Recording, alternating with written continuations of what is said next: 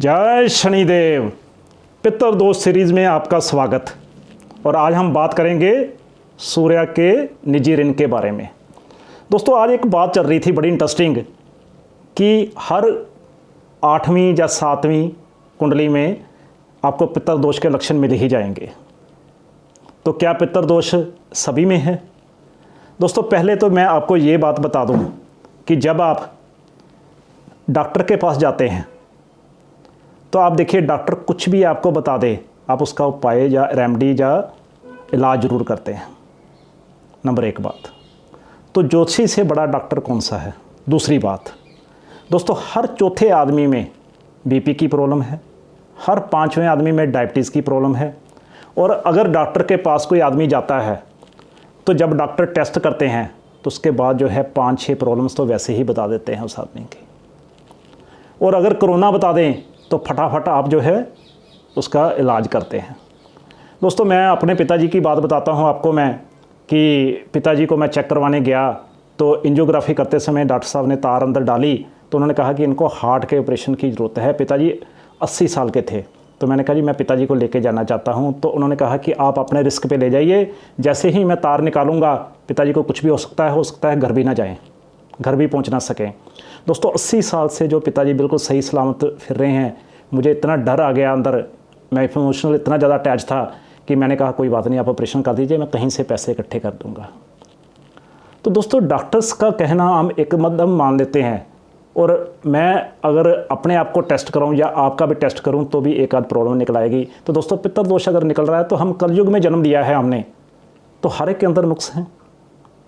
तो सूर्य का अगर हम निजी ऋण की बात करें तो सूर्य का निजी ऋण क्या होता है कि जहाँ पे हमने सरकार से धोखा किया होता है, सरकार से कोई चोरी की होती है, इनकम टैक्स की, सेल टैक्स की या जीएसटी की, या हमने छत से जो है रोशनी आने का इंतज़ाम रखा होता है, सूर्य के साथ हमने चोरी की होती है, तो ये निजी ऋण आता है। तो आप कहेंगे कि कुंडली में पहले कैसे आ गया? कोई पता थोड़ा था कि हमने ये काम करना है पहले? ये तो निजी ऋण है और ये आपकी कुंडली में आएगा। दोस्तों, ऐसा होता है कि जिस पिता की बर्बादी होनी होती है ना, उसकी बेटे की कुंडली में लिखा होता है, और बेटे का जन्म डेस्टिनी से वहीं पे होता है जहाँ पे पिता की बर्बादी होनी है। ये डेस्टिनी सारी पहले लिखी होती है कि ये काम होंगे और ये बंदा काम करेगा और इसका ये उपाय होगा। ये पहले ही सबको लिखा है, और जो उपाय भी आप कर रहे हो ना, ये भी आपकी डेस्टिनी में लिखे हैं। तो दोस्तों, सूर्य के निजी ऋण की मैं बात कर रहा था कि अगर हाउस नंबर 5 में शनि, राहु, केतु या शुक्र हों, या हाउस नंबर 1 लगन में सूर्य के दुश्मन हों, या सूर्य अपने दुश्मनों के साथ कुंडली में कहीं पे भी हो, मतलब कहने का भाव है कि सूर्य भाव आत्मा जहाँ पे आपकी दूषित हो रही है वहाँ पे ये निजी ऋण लगता है। और इसका उपाय क्या है दोस्तों? उपाय वही है जो सूर्य देव ने किया। सूर्य यानी कि आत्मा। जब शनि महाराज का जन्म हुआ तो सूर्य महाराज ने क्या किया? उनकी माता जी जो छाया जी थे उनके ऊपर शक किया कि शनि महाराज तो काले हैं, ये मेरा बेटा ही नहीं है। और जैसे ही शनि महाराज का जन्म हुआ, न्याय के देवता, क्या हुआ कि घोड़ों की गति सूर्य के रुक गई। घोड़ों की गति रुक गई, आप तो वैसे ही पढ़ लेंगे जब आप ग्रंथ पढ़ेंगे। इसका मतलब है कि मन दूषित हो गया। घोड़े क्या हैं? मन। और सूर्यदेव जो है काले पड़ गए। इसका मतलब क्या है कि आत्मा दूषित हो गई, आत्मा काली पड़ गई।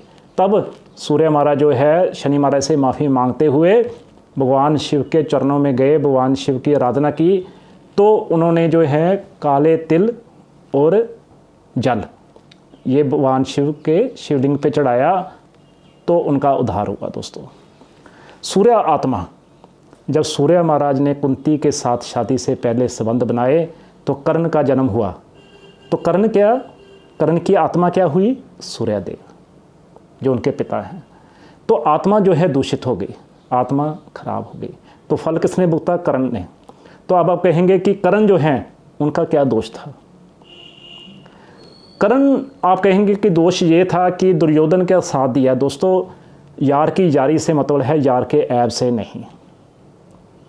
शनि महाराज जो कि शराब को इतना मना करते हैं, मगर भैरव देव उनके दोस्त हैं जो कि शराब पूरा पीते हैं। तो यार की यारी से जो है मतलब होता है। और दोस्तों आत्मा जो है, आत्मा आपकी दूषित नहीं होनी चाहिए। जहाँ पे चरित्र हनन होता है, जैसे आदमी जो है औरतों के पीछे भागता है, तो यहाँ पे आत्मा दूषित हो जाती है।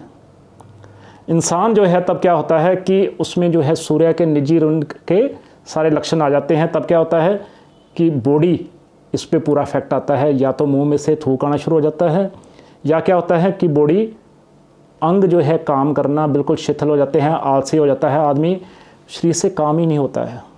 कोर्ट का कभी नोटिस आ गया, कभी जो है कोई प्रॉब्लम आ गई, तो ऐसे में जो है कभी सेहत ख़राब रही, बच्चों की सेहत ख़राब हो गई, तो ऐसे में ये प्रॉब्लम्स आती ही रहती हैं दोस्तों। तो आपने क्या है करना है कि आत्मा के निजी ऋण, सूर्य के निजी ऋण को दूर करने के लिए मंदिर में एक यज्ञ कराना है, हवन कराना है। ये जो मेरे दोस्त जो कहते हैं कि ये जो है पितृ ऋण इतनी बड़ी कोई बात नहीं है, दोस्तों मैं कहता हूँ कि आपने करना क्या है, एक यज्ञ ही तो कराना है, एक हवन ही तो कराना है आपने। और हवन अगर आप कराएंगे तो आपकी आत्मा को बल पहुंचेगा दोस्तों। आत्मा जो है आपकी और आपके बुजुर्गों की, जो पूर्वजों की आत्मा कई युगों से जो है दूषित है, आत्मा निस्तेज हो चुकी है, उसको बल मिलेगा आपके एक हवन करने से। हवन करने में क्या बुराई है दोस्तों। और हाउस नंबर 1 में अगर जैसे शनि हो तो कहते हैं कि यज्ञ क्या होता है, सूर्य। यज्ञ जितना मर्जी बढ़िया हो जाए, कौवा फिर भी उसमें हड्डियाँ डालता रहेगा। इसका मतलब क्या है कि हाउस नंबर 1 में शनि भी जो है आत्मा को खराब करते हैं। तो यहाँ पे सबसे अच्छा उपाय क्या है कि जिस दिन आपने यज्ञ कराना है उस दिन एक साथ में उपाय और कीजिएगा कि किसी गरीब को रविवार वाले दिन काला कंबल, जब भी कुंडली में आपके सूर्य के साथ राहु, केतु, शनि या शुक्र हैं, तो एक गरीब को काला कंबल आपने रविवार को जरूर देना है। और भगवान शिव के जल के साथ आपने काले तिल जरूर चढ़ाने हैं। भगवान क्या कहते हैं, भगवान कहते हैं कि तू मंदिर विच घंटी वजाना वजा तू, कि अगर तू मंदिर में घंटी बजाता है बजाता रहे। तो मंदिर विच घंटी वजाना वजा तू मस्जिद विच मत्था कसाना कसा तू, तो मस्जिद में माथा घसा रहा है, घसाता रहा। तो मंदिर विच घंटी वजाना वजा तू मस्जिद विच जो मत्था घसाना घसा तू बन वेद पाठी, तू बन जा नमाजी, जे मेरे बंदियां नूं रुसाना तो मैं नहीं राजी। तो जो मर्जी कर, धार्मिक जितने मर्जी काम कर, अगर मेरे आदमियों को जो है, मेरी रचना जो है उसको तो अगर तंग कर रहा है तो मैं कभी भी खुश नहीं हो सकता। तो आत्मा जो है आपकी कब दूषित होती है, जब आप किसी का दिल दुखाते हैं आप। और कुंडली में राहु का साथ है सूर्य के साथ, तो क्या होगा कि विचार दूषित रहेंगे और आदमी बैठा बैठा सोचता है कि यार मैं ऐसा करूं, शेयर ट्रेडिंग में पैसा लगा के देखूं, सट्टे में पैसा लगा के देखो तो सही, मन इस तरफ जाता है। हाउस नंबर 5 में खासतौर पे जब राहु हो, केतु हाउस नंबर 5 में हो, तो क्या होता है कि सफ़र जितने आप करते हैं, जितने ट्रैवल आप करते हैं, उनसे नुकसान ही आपको होता है। शनि जब साथ में होते हैं हाउस नंबर 5 में, तो किसको कष्ट आता है, पत्नी को कष्ट आता है, शुक्र को कष्ट आता है। और शुक्र जब साथ में होते हैं तो क्या होता है कि आपके विचार जो हैं पूरी तरह ख़राब हो जाते हैं और चित्त का हनन होता है। तो दोस्तों अपने सूर्य को, अपनी आत्मा को बचाने के लिए आप बार बार यज्ञ करते रहें और जितने रिश्तेदार हैं उनसे पैसे इकट्ठे करें। और अगर नहीं रिश्तेदार देते हैं पैसे तो आप अपने लिए कम से कम जो है मंदिर में यज्ञ जरूर करें। और दोस्तों पीपल की जहाँ तक छाया जाती है, पीपल वहाँ तक बर्बादी मचा देता है। अगर आप पीपल की सेवा करते रहें तो पीपल आपको लोहे से सोना बना देगा। दोस्तों पीपल की सेवा, पितृ दोष कोई भी हो, पीपल की सेवा जो है सबसे अच्छी है। तो दोस्तों अपने मन से वहम निकालिए कि पितृ दोष तो आम कॉमन है, शनि के जो है पितृ दोष मिल जाएंगे। मैंने आपको जो बताया कि सेहत की प्रॉब्लम्स तो भी सबको हैं, फिर आप रेमडी भी छोड़ दीजिए, इलाज भी छोड़ दीजिए, सब कुछ छोड़ दीजिए। नहीं दोस्तों, एक गोली जो है बीपी की खाने से अगर आपकी सेहत अच्छी रहती है तो क्या समस्या है। और अगर एक हवन करवाने से आपके दोष मिटते हैं तो उसमें क्या समस्या है। दोस्तों सभी ग्रहों को मैं टच करूँगा, जहाँ पे इस जो है एपिसोड में या इस वीडियो में गलतियाँ रह गई हों तो मैं क्षमा चाहता हूँ।